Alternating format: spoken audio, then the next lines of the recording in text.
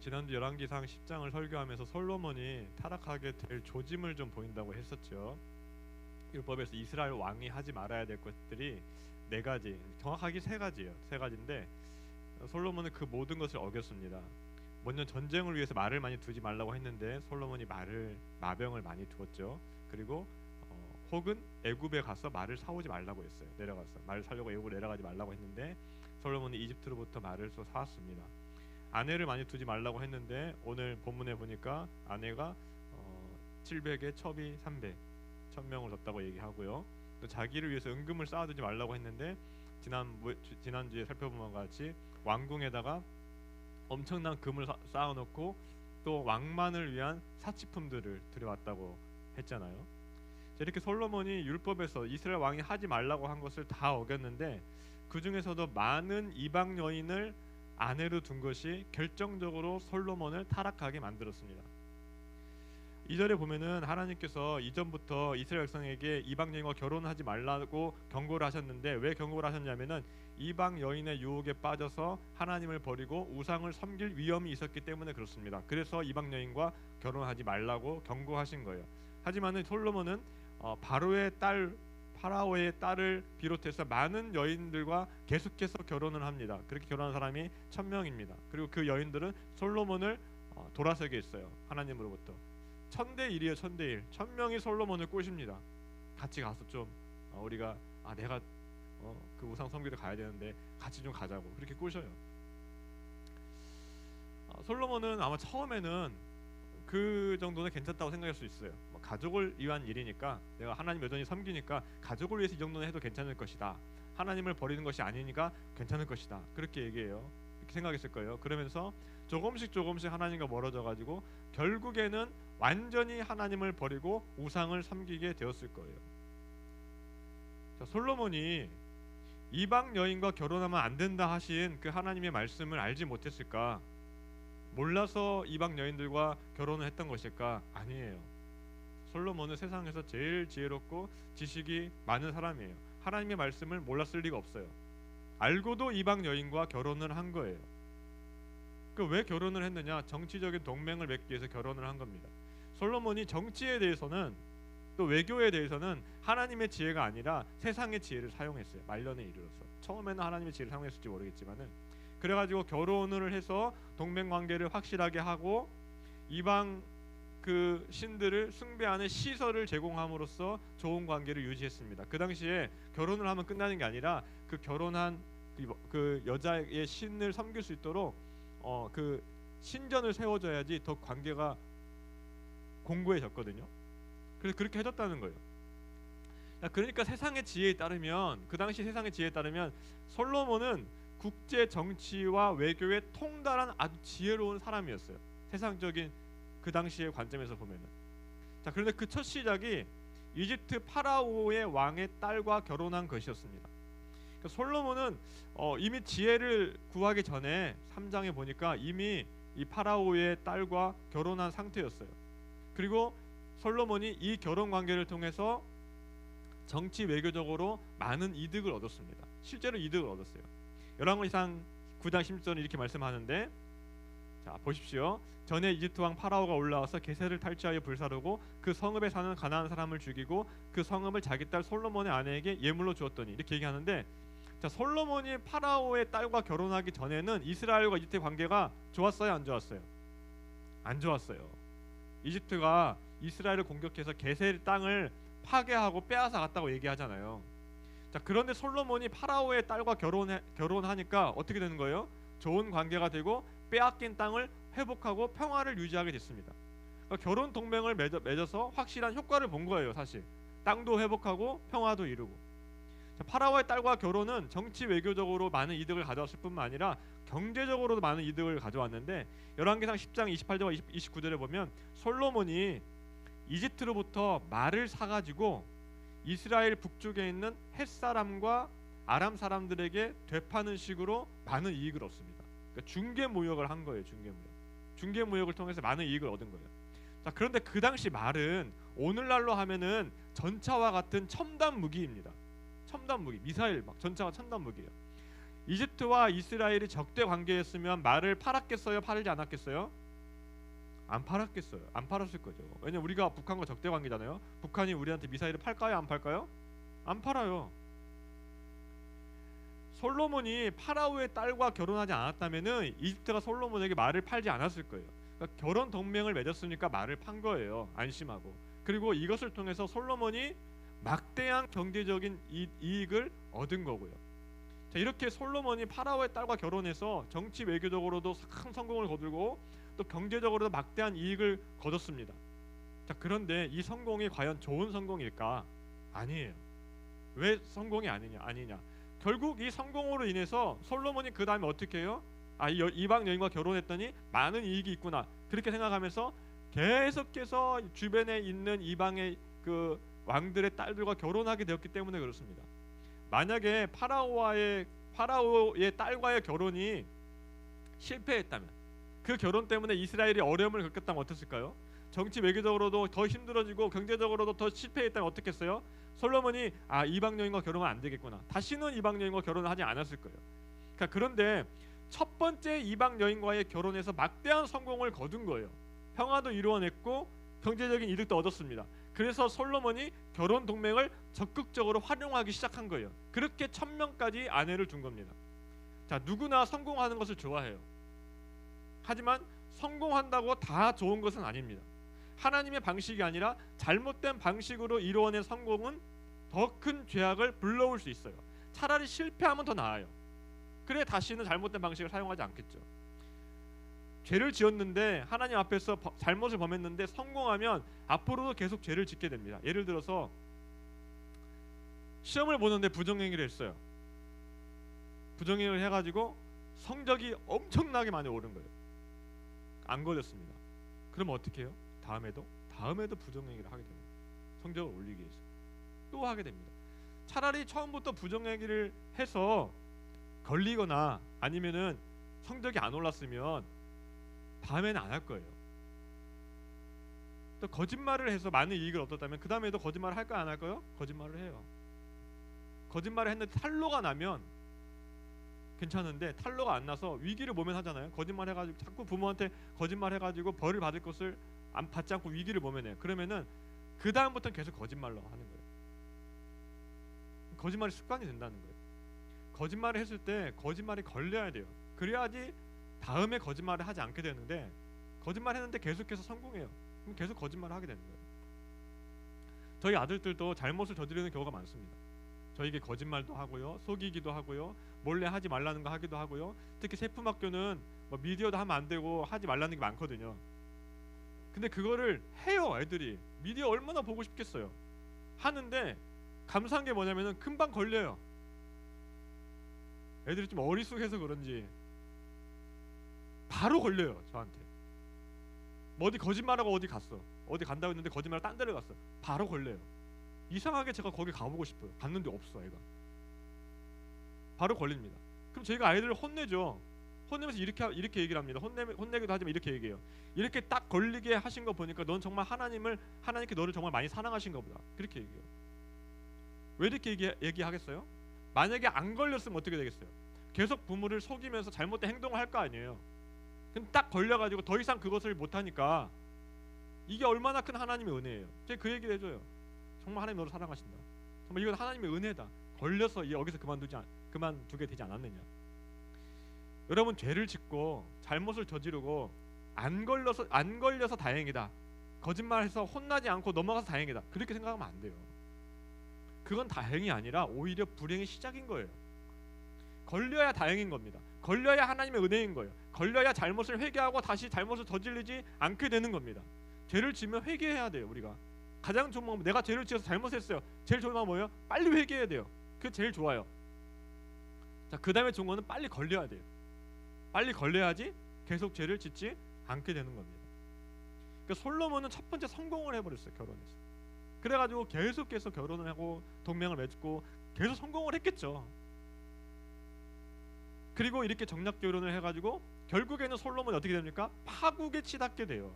이방의 아내들이 왕의 마음을 돌아서게 한 거예요.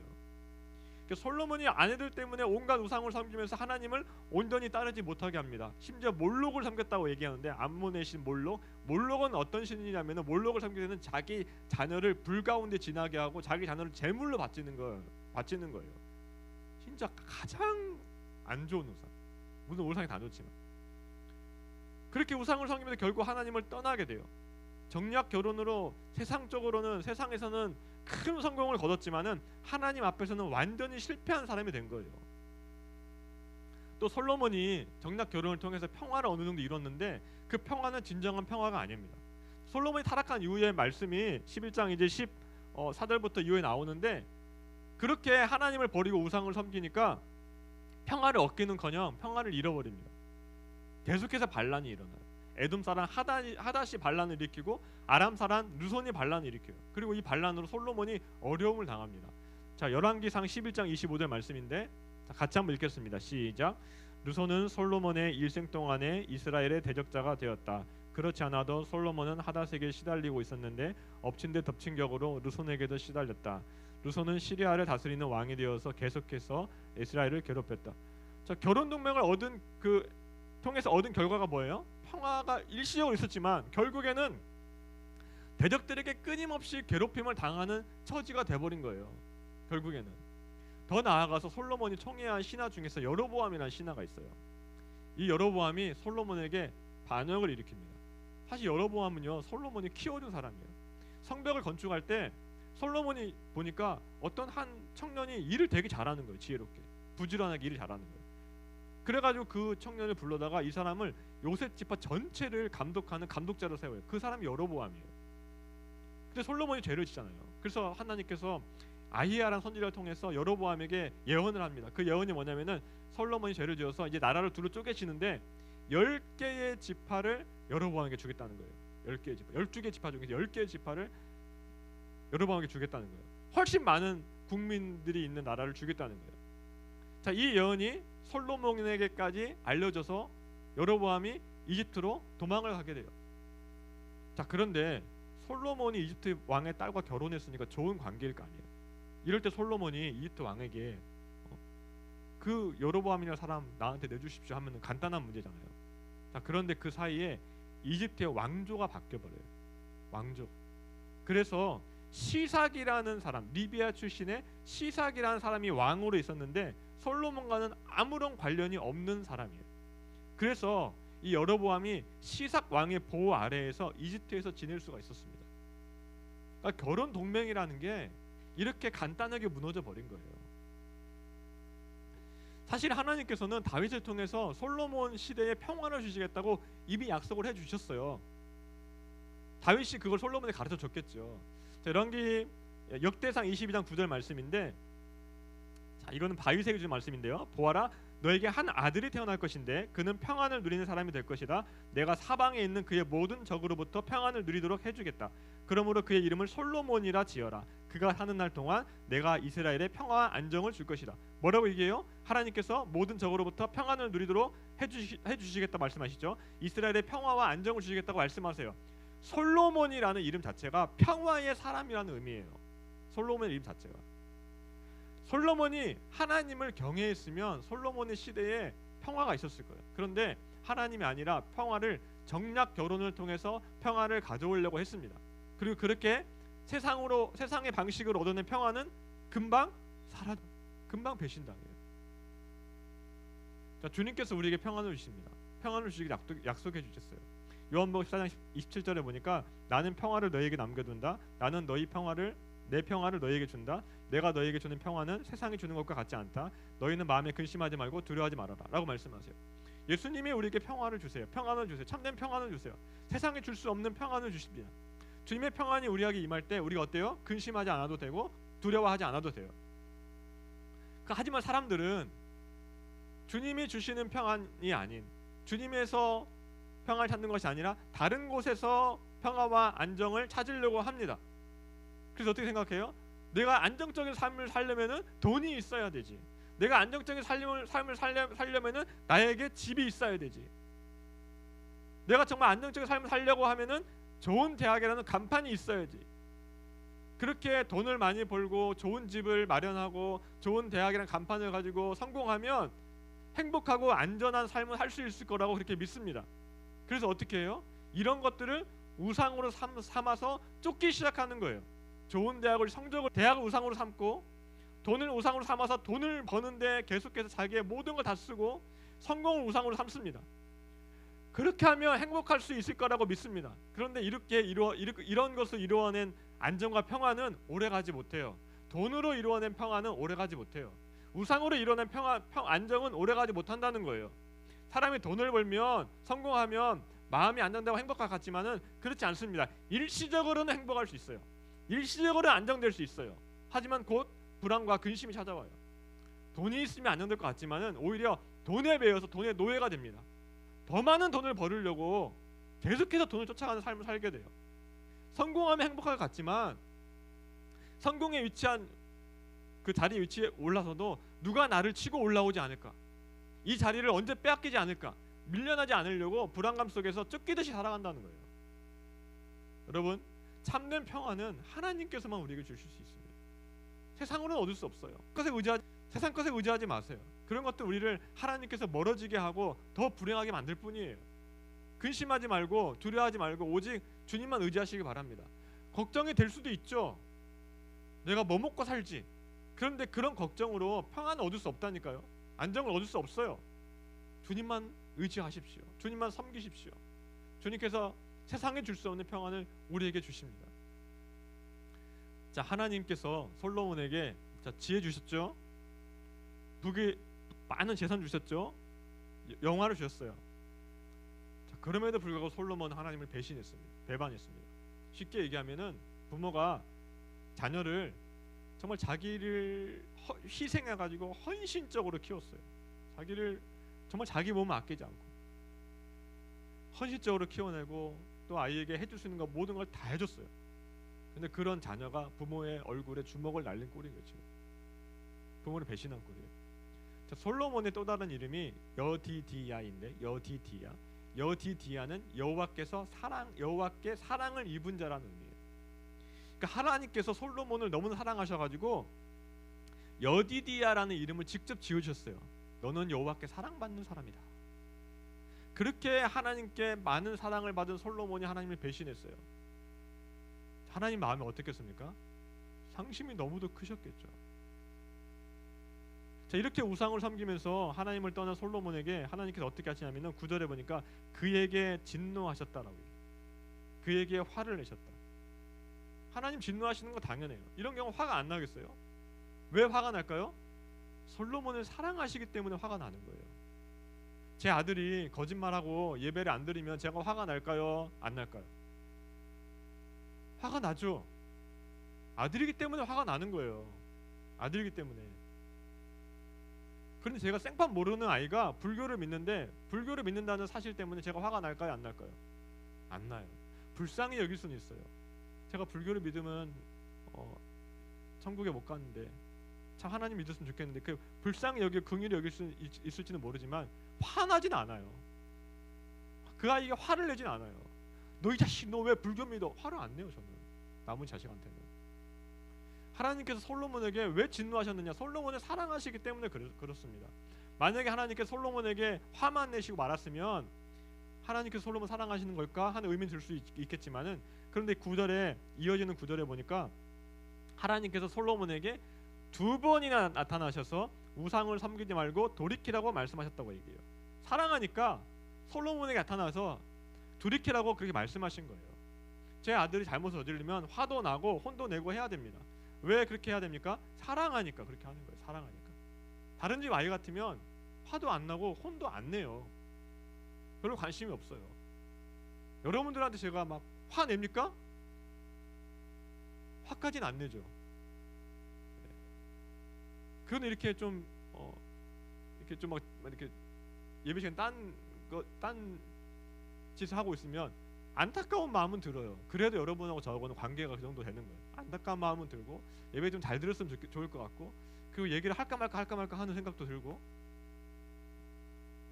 근데 하나님이 솔로몬에게 말씀하셨어요. 경고하셨어요. 그렇게 하지 말라고. 그런데 솔로몬이 하나님의 그 두 번의 경고를 듣지 않고 무시했습니다. 그래서 어떻게 돼요? 심판을 받습니다. 심판을 받아요. 어떤 심판을 받는가? 솔로몬에게서 나라를 빼앗아서 다른 사람에게 주실 것이다. 잘못하니까 뭘 받는 거예요? 벌을 받는 거예요. 심판이라고 하니까 멸망의 심판을 생각하지 말고 벌을 받는 거예요. 징계를 받는 거예요. 학교에서 징계 받듯이. 하나님께서는 그 사랑하시는 백성에게 벌을 주십니다. 왜 벌을 주시는가? 돌이키기 위해서 벌을 주시는 거예요. 사랑하시기 때문에 벌을 주시는 거예요. 자기의 백성이기 때문에 벌을 주시는 거예요. 하나님의 거룩한 백성으로 키워내기 위해서 벌을 주시는 거예요. 이 벌을 주지 않으면 이 나라가 완전히 무너질 것 같으니까. 그래서 벌을 주시는 거예요. 벌을 줘서 이 나라를 그래도 바른 길로 인도하기 위해서 하시는 거예요. 우리가 하나님 말씀에 순종해야 되는데 왜 순종해야 되느냐? 벌 받을까 봐 무서워서 순종하는 게 아니에요. 여러분 그렇게 순종하면 안 돼요. 내가 주일 예배 안 나가면 내가 가다가 교통사고 나서 죽겠지. 이렇게 막 무서워가지고 그런 분들이 있어요. 어른들 중에도. 아이고 내가 우리 이번 주 교회 안 나갔더니 사고가 났나 보다. 하나님 절대 그렇게 하시는 분 아니에요.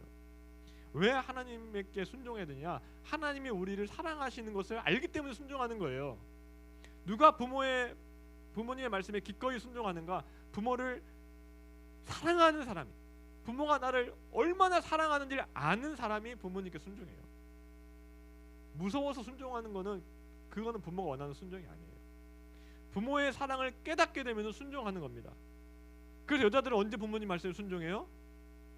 애 낳고 나서. 애 낳을 때까지 잘 모른다는 거예요. 남자들도 마찬가지. 애 키우면서 아이고 부모님이 나를 이렇게 이 못된 녀석 같은 나를 키웠구나 사랑으로. 그때 깨닫는 거예요. 그러고 보면 인간이 참 죄인이에요. 그 전에 깨달으면 얼마나 좋아. 그렇게 부모님의 사랑에 순종하게 되는데 하나님과의 관계도 마찬가지예요. 하나님의 사랑을 알 때, 하나님의 사랑을 풍성히 누릴 때 그 가운데에서 하나님께 순종하게 되는 거예요. 자, 그럼에도 우리가 매번 순종하지 못하잖아요. 저도 마찬가지고 자주 잘못을 저지르고 죄를 짓습니다. 불순종합니다. 그럴 때 하나님께서 우리가 어떻게 해요? 징계하세요. 징계. 우리가 하나님의 사랑을 알면 징계가 사랑의 또 다른 이름이라는 것을 압니다. 그래서 징계를 어떻게 하냐? 달게 받아요. 달게 받아요. 물론 징계를 받을 때 슬프고 힘들죠. 하지만 그렇게 징계가 있어야 바른 사람으로, 더 성숙한 사람으로 성장하게 되는 거예요. 히브리서 보니까 징계가 없으면 아들이 아니라고 했어요. 앞에서 제가 얘기했죠. 제 아들 아닌 사람한테 벌 안 줘요. 벌 안 준다고요. 여러분들이 뭐 부모님께 뭐 거짓말하고 예배 안 나오고 막 그래도 벌 안 줘요. 혼 안 내요. 권면을 하겠죠. 권면. 그러면 안 되지 않겠냐. 권면하겠지만 제가 여러분들 막 혼내고 막 때리고 화내고 그러면 이상한 사람 되는 거예요. 저는 그렇게 안 한다고요. 부모이기 때문에 하는 거예요. 하나님이 왜 우리에게 징계를 주시고 벌을 주시느냐? 하나님 우리를 사랑하시는 아버지시기 때문에 그렇게 하시는 거예요. 자, 솔로몬이 하나님을 배신하고 완전히 떠났습니다. 그럼에도 불구하고 하나님께서 솔로몬에게 여전히 은혜를 주시는데 그게 뭡니까? 솔로몬 때에는 그렇게 하지 않으시겠다는 거예요. 솔로몬 때에는. 그리고 나라가 갈라지더라도 예루살렘과 한 지파는 남겨주시겠다는 거예요. 여전히 다윗의 나라를 유지하시겠다는 거예요. 자, 솔로몬이 하나님과의 언약 관계를 약속을 깼기 때문에 그 당시에 나라가 언약을 맺어가지고 그 약속을 깨면은 죽여야 돼. 죽음이에요. 죽음으로 갚아야 돼. 솔로몬의 죄로 보면 당장 죽어도 이상할 게 없어요. 당장 왕권을 빼앗겨도 아무 할 말이 없어요. 사울왕이 그랬잖아요. 사울왕이 죄를 지어가지고 어떻게 돼요? 그 왕권이 다윗에게 넘어가잖아요. 넘어가 버렸어요. 하지만 다윗의 왕조는 다릅니다. 하나님이 다윗에게 네 왕조를 영원히 유지시켜줬다 약속을 하셨기 때문에 비록 반쪽이지만 계속해서 유지를 하게 되는 거예요. 솔로몬은 약속을 어기고 하나님을 떠났지만 하나님은 약속을 끝까지 지키시는 분이기 때문에 약속을 지키시는 거예요. 그래서 솔로몬의 아들에게 예루살렘과 한 지파를 남겨두시겠다고 말씀을 하시는 겁니다. 자, 그럼에도 불구하고 솔로몬의 아들도 하나님을 섬기지 않아요. 하나님을 떠났습니다. 다음 주에 제가 살펴볼 건데. 그리고 그 후손들도 잘 섬긴 왕들도 있지만은 대부분 다 우상을 섬깁니다. 다 우상을 섬겨요. 그래서 결국 유다가 바벨론에게 멸망을 당하잖아요. 하지만 하나님 약속은 그럼에도 불구하고 취소되지 않습니다. 그래서 다윗의 후손이신 예수님을 통해서 성취가 되는 거예요. 다 이스라엘 백성은 하나님의 약속을 지키지 않고 버렸어요.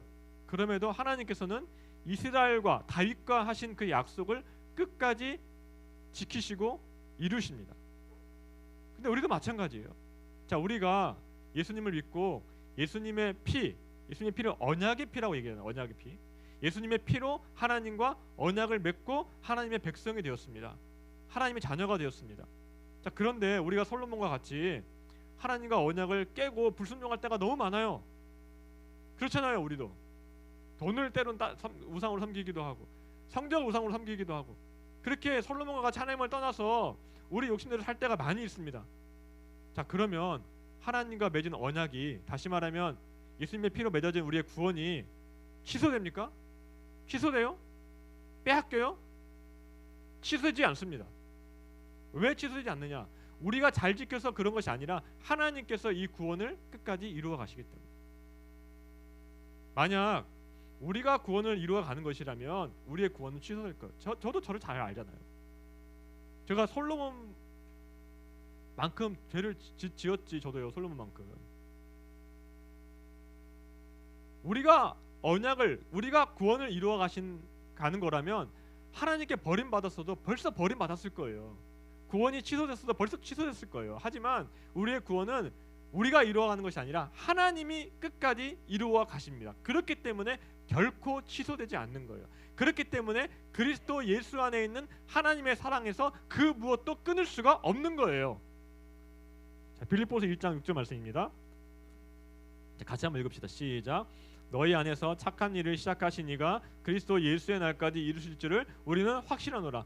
착한 일을 시작하신 하나님이 예수님이 오신 그날까지 이 구원을 이루어 가실 줄을 확신하노라 라고 말씀해요. 사랑하는 고등부 친구들, 우리는 신실하지 않지만 하나님은 신실하십니다. 우리는 연약해서 넘어질 때가 많지만 하나님은 결코 우리를 포기하지 않으십니다. 우리가 아니라 하나님께서 우리의 구원을 이루어 가신다는 사실을 믿을 때 거기에서 구원의 확신을 가질 수가 있는 거예요. 구원의 확신이 있습니까? 라고 물어보면 어떻게 생각해요? 내가 하나님 말씀도 잘 지키지 못하고 죄도 많이 짓고 하니까 구원을 못 받았을 것 같은데 자꾸 구원의 확신이 없어져요. 그런데 뭐라고 얘기해요? 그것 때문에 구원받는 게 아니에요. 예수님이 이미 다 이루셨고 하나님이 끝까지 구원을 이루어 가시기 때문에 우리가 구원의 확신을 가질 수 있는 거예요. 하나님, 저는 부족해요. 저 연약해요. 저 죄를 많이 지어요. 저는 죄인이에요. 그럼에도 불구하고 하나님이 끝까지 이루시기 때문에 저는 반드시 구원받습니다. 그게 구원의 확신이에요. 자기의 부끄러운 모습 때문에 구원의 확신을 갖지 못하는 친구들 있습니까? 우리가 잘해서 구원을 이루는 것이 아니라 하나님께서 우리의 구원을 끝까지 이루신다는 사실을 믿으시길 바랍니다. 우리가 구원을 이루는 것이 아니라 예수님께서 십자가에서 모든 것을 다 이루셨음을 믿으시길 바랍니다. 그 믿음을 가지고 이번 한 주도 구원의 확신을 가지며 살아가는 우리 모든 친구들 되기를 주님의 이름으로 축복합니다.